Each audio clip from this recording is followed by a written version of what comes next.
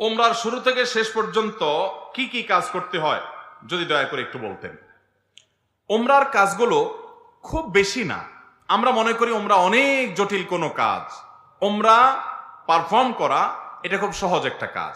সর্বপ্রথম কাজ হলো আপনার দেশ থেকে আপনি যখন যাবেন মিকাতে গিয়ে গোসল করে উত্তম রূপে হাতের চুল নখ ইত্যাদি, শরীরের চুল নখ ইত্যাদি থাকলে অবাঞ্ছিত এগুলা কেটে পরিষ্কার হয়ে ফ্রেশ হয়ে গোসল করে এহরামের কাপড়, সেলাই ছাড়া কাপড় পরবেন, পরে লব্বাইকা উমরাতান নিয়ত করবেন। কারো পক্ষ থেকে করলে লব্বাইকা উমরাতান আন অমুক অমুক মনে মনে নিয়ত করলে হবে, জমুকের তরফ থেকে লব্বাইকা উমরাতান, বাস নিয়ত করে ফেললেন।